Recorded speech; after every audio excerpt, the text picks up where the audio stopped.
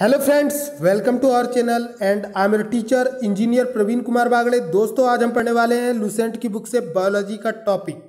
तो दोस्तों, लूसेंट की बुक में बायोलॉजी का टॉपिक चल रहा है अभी, और मैंने 7 वीडियोस अपने इस चैनल पर डाल दिया है। और अगर आपने मेरे इस चैनल को अब तक सब्सक्राइब नहीं किया है तो प्लीज़ फ्रेंड्स जल्दी से जल्दी सब्सक्राइब कर ले, ताकि आने वाले और भी इंटरेस्टिंग वीडियोस की जानकारी आपको मिलती रहे। तो दोस्तों, बायोलॉजी का 5वें नंबर का टॉपिक बॉटनी यानी कि वनस्पति विज्ञान चल रहा है, जिसके अंतर्गत मैं आपको वनस्पति विज्ञान के सेकंड पार्ट को पढ़ाने वाला हूं। तो दोस्तों, बिना देरी किए स्टार्ट करते हैं। आज हम पढ़ेंगे पादप आकारिकी के बारे में, प्लांट मॉर्फोलॉजी के बारे में। तो दोस्तों, morphology is the branch of biology in which we have study about plants external structure like his roots and stems and leaves and other tissues। तो आगे बढ़ते हैं दोस्तों बिना देरी किए। सबसे पहले मैं आपको बता दूं कि पादप आकारिकी क्या होती है। तो दोस्तों, प्लांट मॉर्फोलॉजी को पादप आकारिकी हिंदी में कहा जाता है। प्लांट का मतलब होता है पौधा, और मॉर्फोलॉजी का मतलब होता है उसके शरीर की अंगों की बाह्यतम व आंतरिक संरचना। तो दोस्तों, आकारिकी मॉर्फोलॉजी का मतलब क्या होता है? तो विभिन्न पादपों के भागों जैसे कि जड़, तना, पत्ती, पुष्प, फल आदि के रूपों एवं गुणों के अध्ययन को आकारिकी कहते हैं। मतलब कि morphology is the branch of botany in which we have study about stems, root, leaf, flower, fruits etc. And also study about his morphology and characteristics. तो दोस्तों, ये होती है पादप आकारिकी। सबसे पहले मैं आपको जड़ के ऊपर डिस्कस करेंगे दोस्तों। तो कंपटीशन एग्जाम में पूछा जाता है कि पादप आकारिकी के अंतर्गत किसका अध्ययन किया जाता है। तो दोस्तों, पादप आकारिकी के अंतर्गत पादपों के विभिन्न भागों जड़, तना, पत्ती, पुष्प, फल आदि के रूपों एवं गुणों के अध्ययन को आकारिकी कहा जाता है, पादप आकारिकी कहा जाता है। इसके बाद में दोस्तों डिस्कस करेंगे जड़ के ऊपर। दोस्तों, आप सभी लोगों ने पौधे को देखा होगा। पौधे का जो वह भाग जो मिट्टी के अंदर दबा हुआ होता है जड़ या रूट कहलाता है। और जड़ जो होता है दोस्तों, यह पौधे को विभिन्न पोषक पदार्थ व जल की आपूर्ति को सुनिश्चित करता है। तो दोस्तों, जड़ पौधे का अवरोही भाग है, यानी कि जड़ जो होता है वह पौधे का अवरोही भाग है, यानी कि पौधे की वृद्धि जमीन के ऊपर होती है, लेकिन जड़ की वृद्धि जमीन के अंदर होती है, जो मूलांकुर से विकसित होता है। बात करूंगा दोस्तों मूलांकुर की। तो मूलांकुर का मतलब होता है कि जब पौधे का भ्रूण का निर्माण होता है तो वहीं से मूलांकुर के रूप में जड़ का निर्माण होता है, जो कि प्रकाश के विपरीत दिशा में गति करती हुई जमीन के अंदर जाकर वाटर और अन्य खनिज पदार्थों का अवशोषण करती है, जिससे पौधे की वृद्धि होती है। दोस्तों, आगे बढ़ते हैं। जड़, how many types of root? जड़ 2 प्रकार की होती है दोस्तों। There are mainly 2 types of root. First होती है दोस्तों मूसला जड़, जिसे कि टेप रूट भी कहा जाता है। टेप रूट यानी कि दोस्तों यह ऐसी जड़ होती है जो सीधी जड़ तो अंदर जाती है, इससे छोटी छोटी ब्रांचेस निकलती चली जाती है और उन ब्रांचेस से फिर अदर ब्रांचेस निकलती जाती है। तो जो मूसला जड़ होती है दोस्तों, ये पौधे को अधिक मजबूती से पकड़ के रखती है। जितने भी ऊंचाई वाले पौधे होते हैं, इनकी जड़ें टैप रूट के अंतर्गत आती है दोस्तों। दूसरे टाइप की जड़ होती है आपकी अपस्थानिक जड़। अपस्थानिक जड़ को दोस्तों एडवेंटियस रूट कहा जाता है। एडवेंटिटियस रूट कहा जाता है दोस्तों। अपस्थानिक जड़ की विशेषता ये होती है कि इसमें जो पौधा होता है, इसकी जड़ें दोस्तों रेशे की तरह बिखरी हुई होती है। यह पौधे को मजबूती से तो पकड़ती है, परंतु यह ज़्यादा गहराई तक नहीं जाती है। इस कारण इन पौधों की ऊंचाई ज़्यादा नहीं होती है दोस्तों।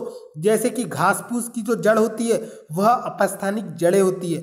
आगे बढ़ते हैं दोस्तों, बात करेंगे नेक्स्ट फैक्ट की। जड़ सदैव प्रकाश से दूर भूमि में वृद्धि करती है। तो दोस्तों, जड़ की केमिकल एंड फिजिकल प्रॉपर्टी ये होती है, जड़ की फिजिकल प्रॉपर्टी ये होती है कि यह सदैव प्रकाश से दूर यानी कि प्रकाश से दूर भूमि में वृद्धि करती है, जिसके कारण इसे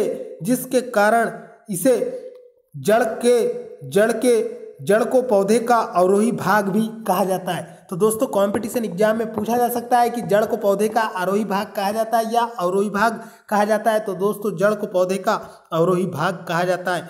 बात करूंगा दोस्तों तने के ऊपर। तने का मतलब होता है स्टेम।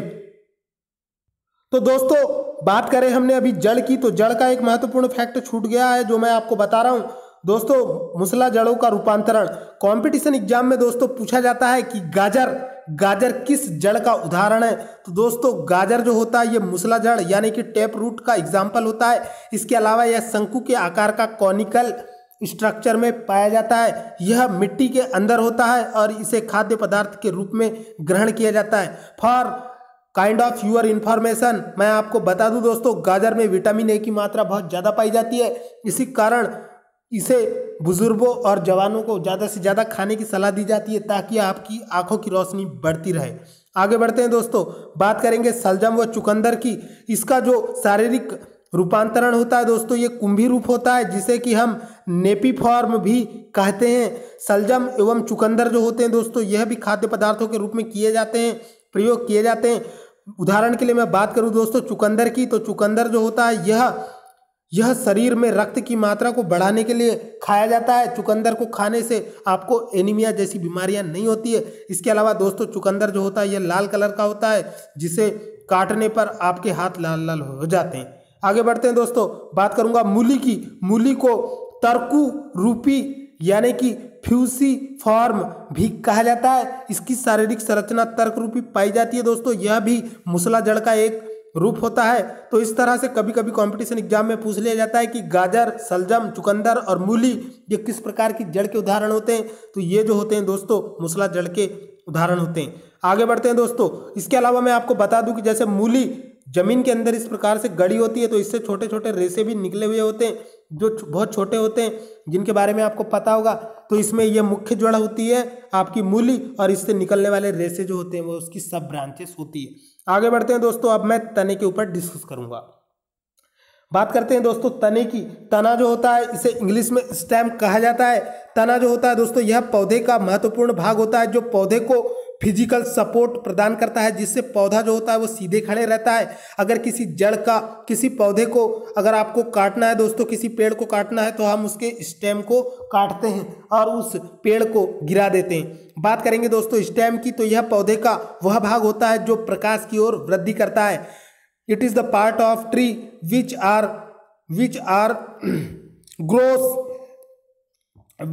Gross to light. यह प्रकाश की ओर गति करता है। यह प्रांकुर से विकसित होता है। यह पौधे का प्रहो तंत्र बनाता है। यानी कि दोस्तों जो पौधा होता है, ये तना जो होता है ये पौधे के फैलने वाले भाग यानी प्रहो तंत्र को बनाता है दोस्तों।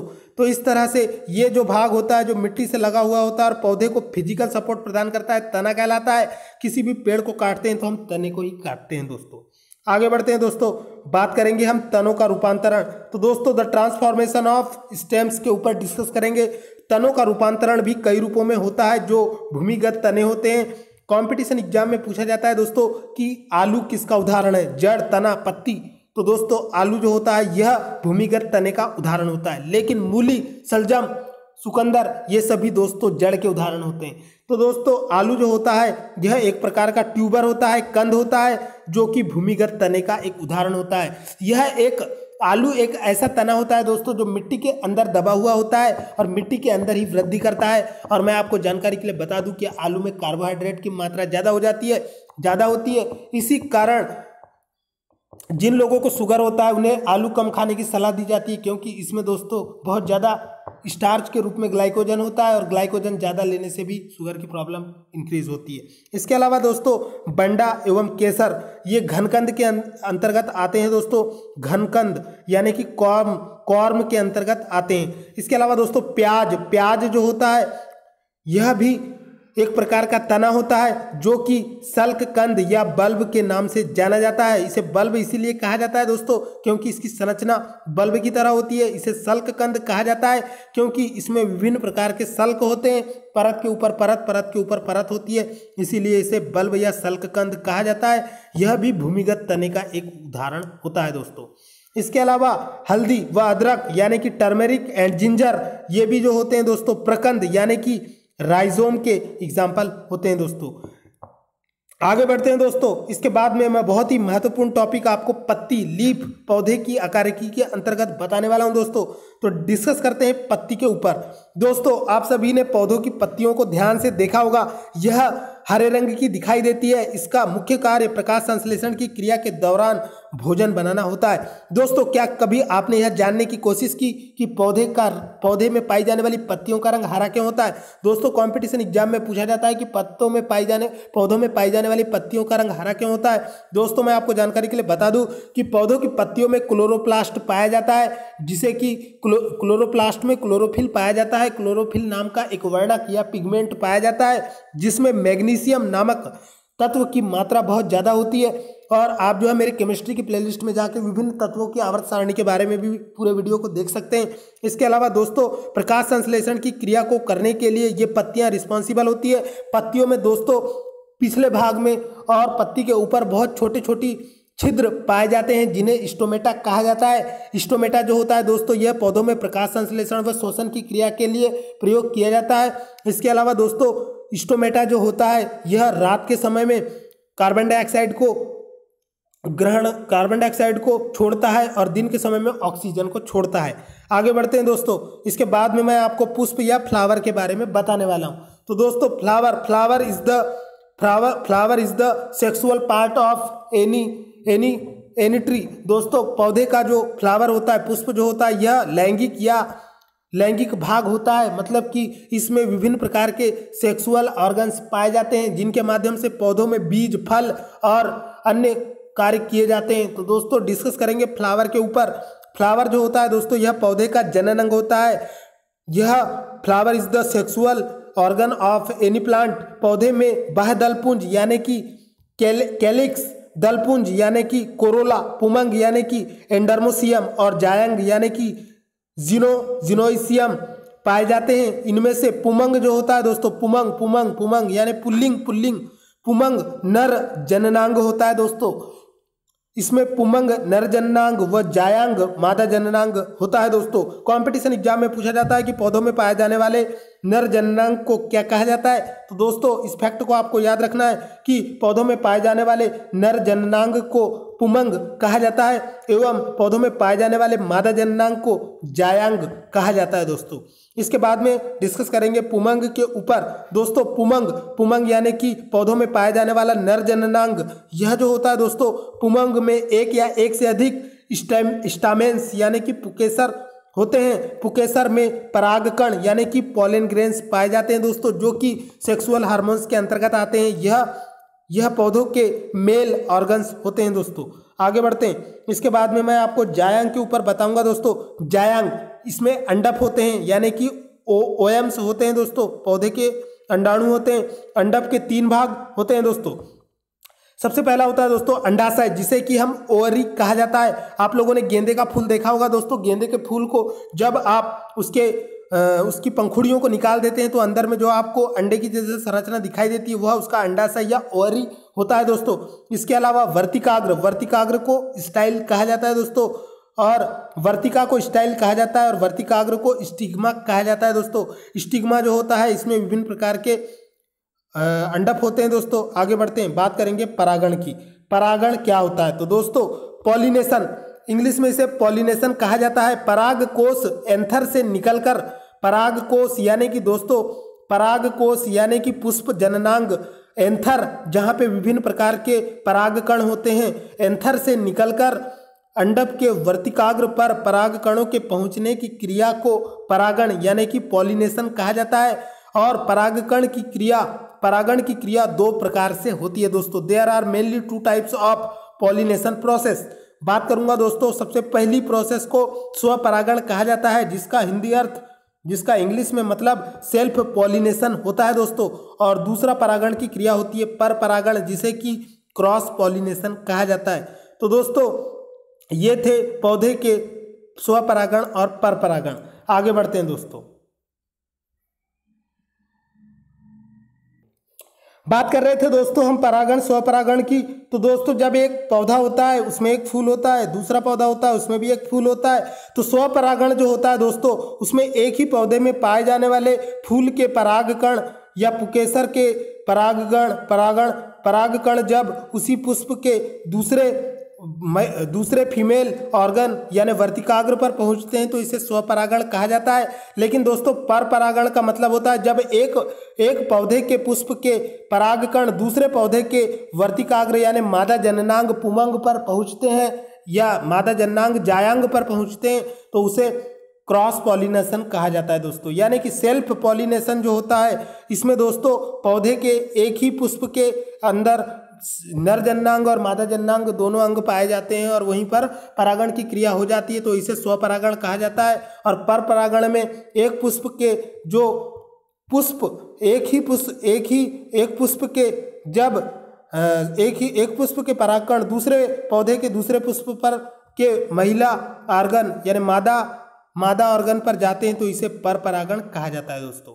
तो स्वपरागण जो होता है वो एक ही पौधे के पुष्पों पर होता है और पर परागण जो है दोस्तों ये अलग अलग पौधों के पुष्पों में हो सकता है। पर परागण की क्रिया के लिए तितलियां, मक्खियां और विभिन्न प्रकार के कीट उत्तरदायी होते हैं दोस्तों। आगे बढ़ते हैं। अब मैं आपको फर्टिलाइजेशन के बारे में बताने वाला हूं दोस्तों। फर्टिलाइजेशन का नाम आपने सुना होगा। फर्टिलाइजेशन जो होता है दोस्तों मनुष्य में भी होता है और पौधों में भी होता है। तो बात करेंगे दोस्तों फर्टिलाइजेशन की। तो fertilization is the biological growth process in which the new zygote are occurred. इसका मतलब यह है दोस्तों कि निषेचन वह प्रक्रिया होती है जिसमें कि नए निषेचित अंड से युग्मनज का निर्माण होता है दोस्तों। बात करेंगे हम निषेचन की तो परागनली बीजांड में प्रवेश करके बीजांड काय को भेदती हुई भ्रूण कोष तक पहुंचती है। परागनली जो होती है दोस्तों, परागनली यानी जिसमें परागकण पाए जाते हैं, ये परागकण एंथर से निकलकर बीजांड यानी कि ओवरी में प्रवेश करते हैं दोस्तों। ये जो आपके परागकण होते हैं दोस्तों, ये परागकण जो होते हैं ये एंथर से निकलकर अंडक के वर्तिकाग्र पर परागकणों के पहुंचते हैं और बीजांड में प्रवेश करके बीजांड काय को भेदती हुई भ्रूण कोष यानी कि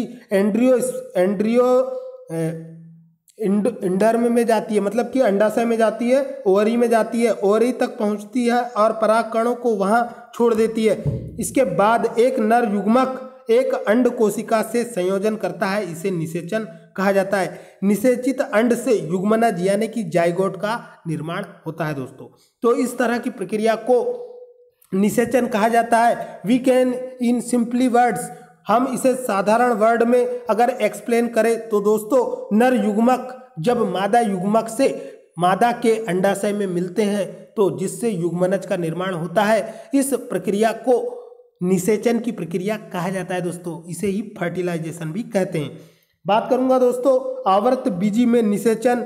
आवर्त बीजी पौधों में जो निषेचन होता है, आवर्त बीजी पौधों में जो निषेचन होता है, इसे आवर्त बीजी पौधों में जो निषेचन होता है इसे त्रिक संलयन या ट्रिपल फ्यूजन कहा जाता है दोस्तों। मैंने आपको प्रीवियस वीडियो में बताया है कि आवर्त बीजी पौधे वे पौधे होते हैं जिन पौधों में बीज फल के अंदर होते हैं और इनके पौधों में जड़, पत्ती, फल, फूल वे बीज पूर्ण विकसित होते हैं।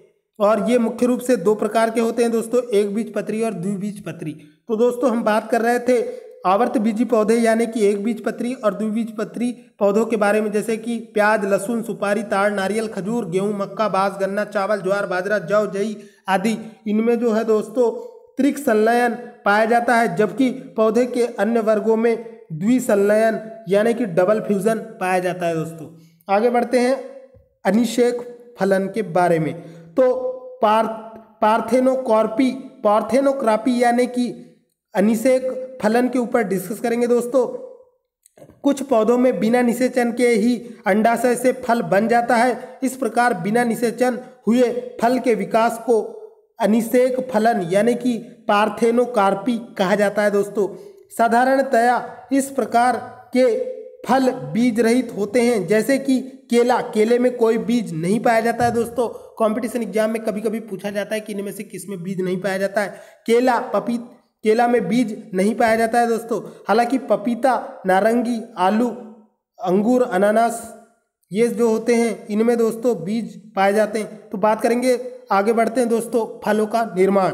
तो फलों का निर्माण कैसे होता है, how to grow, how to production of fruits. तो दोस्तों बात करेंगे फलों के निर्माण की, तो फलों का निर्माण अंडाशय से होता है, ओवरी से होता है दोस्तों। जो फल होते हैं इनका निर्माण अंडाशय से होता है। संपूर्ण फलों को 3 भागों में विभाजित किया जाता है। पहले होते हैं दोस्तों सरल फल, जैसे कि अमरूद, केला आदि। दूसरे होते हैं दोस्तों पुंज फल, जिन्हें कि हम एग्रीगेट फ्रूट कहा जाता है। पुंज फल जो होते हैं दोस्तों इसमें स्ट्रॉबेरी और रसभरी आते हैं। इसके अलावा दोस्तों तीसरे टाइप के फल होते हैं संग्रथित फल, जिन्हें कि कंपोजिट फ्रूट भी कहा जाता है। इसके अंतर्गत कटहल, सहतूत आदि आते हैं दोस्तों। कटहल जो होता है जैक फ्रूट होता है, यह एक प्रकार का संग्रथित फल होता है। और सहतूत जो होता है दोस्तों यह एक प्रकार का पौधा होता है जिसका उपयोग प्राकृतिक रेशा बनाने के लिए किया जाता है। आप जो है सहतूत के पौधे के बारे में पढ़ेंगे जब मैं आपको सेरीकल्चर के बारे में पढ़ाऊंगा। इसमें रेशम पालन के बारे में पढ़ते हैं दोस्तों। तो रेशम पालन के लिए सहतूत के पौधे को चूज किया जाता है, इसे मलबेरी का पौधा भी कहा जाता है दोस्तों। आगे बढ़ते हैं, इसके बाद में मैं आपको बताऊंगा कुछ फलों के निर्माण में बाह्य दलपुंज, दलपुंज या पुष्पासन आदि भी भाग लेते हैं। ऐसे फलों को असत्य फल या फॉल्स फ्रूट भी कहते हैं, जैसे कि सेब, कटहल आदि। आगे बढ़ते हैं दोस्तों, कुछ फल और उनके खाने योग्य भागों के ऊपर डिस्कस करेंगे। विभिन्न कंपटीशन एग्जामों में पूछा जाता है कि सेब के किस भाग को खाया जाता है, वहां पे लिखा होगा पुष्पासन, पत्ती, तना, जड़। तो दोस्तों सेब के पुष्पासन को खाया जाता है। इस फैक्ट को आपको याद रखना है। ऐसे ही वर्सेटाइल फैक्ट इस टेबल में दिए हुए हैं, इसे 110% आपको याद कर लेना है। विभिन्न कंपटीशन एग्जामों में ये पूछे जाते हैं और इन्हें आपको याद करना है। तो सेब के पुष्पासन को खाया जाता है। इसके अलावा दोस्तों नाशपाती के भी पुष्पासन को खाया जाता है। इसके अलावा दोस्तों आम जो होता है, मैंगो, जो कि हमारे देश का राष्ट्रीय फल होता है, इसके मध्य फल भित्ति को खाया जाता है। इसके अलावा दोस्तों अमरूद के मध्य फल भित्ति व बीजांडासन को भी खाया जाता है। इसके अलावा दोस्तों अमरूद जो होता है, अंगूर जो होता है, इसकी फल भित्ति व बीजांडासन को भी खाया जाता है। इसके अलावा पपीता जो होता है दोस्तों, इसके मध्य फल भित्ति को खाया जाता है, यानी कि बाहरी आवरण को भी निकालकर और अंदर के बीजों को निकालकर मध्य फल भित्ति को खाया जाता है। इसके अलावा नारियल जो होता है दोस्तों, इसके भ्रूण पोष को खाया जाता है, यानी कि आंतरिक भाग को खाया जाता है। टमाटर जो होता है दोस्तों, टमाटर जो होता है, इसकी फल भित्ति व बीजांडासन को खाया जाता है। केला जो होता है दोस्तों, इसके मध्य व अंत भित्ति को खाया जाता है, बाहरी आवरण को निकालकर फेंक दिया जाता है। केले का छिलका कोई नहीं खाता है दोस्तों, इसे जानवर, बकरी, भेड़ खाते हैं। आगे बढ़ते हैं दोस्तों, बात करूंगा गेहूं की। गेहूं के भ्रूणपोष एवं भ्रूण को खाया जाता है। काजू जो होता है दोस्तों, इसके पुष्प, व्रंत या बीज पत्र को खाया जाता है। इसके अलावा लीची जो होती है दोस्तों, इसके एरिल को खाया जाता है। इसके अलावा चना जो होता है दोस्तों, चने के बीज पत्र एवं भ्रूण को खाया जाता है। इसके अलावा दोस्तों मूंगफली या ग्राउंड नट जो होता है, इसके बीज पत्र एवं भ्रूण को खाया जाता है। इसके अलावा सहतूत के रसीले परिदल पुंज को खाया जाता है। कटहल जो होता है दोस्तों, इसके परिदल पुंज व बीज को खाया जाता है। अनानास जो होता है दोस्तों, इसके भी परिदल पुंज को खाया जाता है। और नारंगी के जूसी हेयर को खाया जाता है। नारंगी का मतलब होता है दोस्तों जैसे संतरा या मौसम्बी, इसके जूसी हेयर यानी कि अंदर जो फल के अंदर गुदा होता है, जैसे कि नींबू जो होता है दोस्तों, यह भी इसका एग्जाम्पल हो सकता है। इसके जूसी हेयर को खाया जाता है, यानी अंदर जो गुदा होता है, जो रसीला गुदा होता है, उसे चूस के खाते हैं दोस्तों। आगे बढ़ते हैं, अब हम पादप उतक प्लांट टिश्यू पर डिस्कस करेंगे। दोस्तों कंपटीशन एग्जाम में प्लांट टिश्यू से रिलेटेड विभिन्न कंपटीशन एग्जाम में क्वेश्चन पूछे जाते हैं। छोटा सा टॉपिक है दोस्तों, इसको हम जल्दी से कंप्लीट करेंगे और आगे बढ़ेंगे। तो दोस्तों देखते हैं, तो दोस्तों पादप उतक के ऊपर हम अगले लेक्चर में डिस्कस करेंगे। तो आज हमने पढ़ा दोस्तों पादप आकारिकी के बारे में, जिसमें हमने पौधों के विभिन्न भाग, जड़, तना, पत्ती, पुष्प, पुमंग, जायंग, परागण, स्वपरागण और फलों के निर्माण की प्रक्रिया के ऊपर डिस्कस किया। तो दोस्तों आपको मेरे द्वारा बनाए जा रहे वीडियोस कैसे लग रहे हैं प्लीज कमेंट करके जरूर बताएं, मुझे आपके कमेंट्स का इंतजार रहेगा। तो दोस्तों मैं था आपका टीचर इंजीनियर प्रवीण कुमार बागड़े। आपको मेरे द्वारा बनाए जा रहे वीडियोस कैसे लग रहे हैं कमेंट करके जरूर बताएं। मिलेंगे अगले धांसू इंटरेस्टिंग वीडियो में जिसमें मैं आपको प्लांट टिश्यू के बारे में पढ़ाऊंगा दोस्तों। तब तक के लिए टाटा, बाय बाय, नमस्कार, खुदा हाफिज दोस्तों।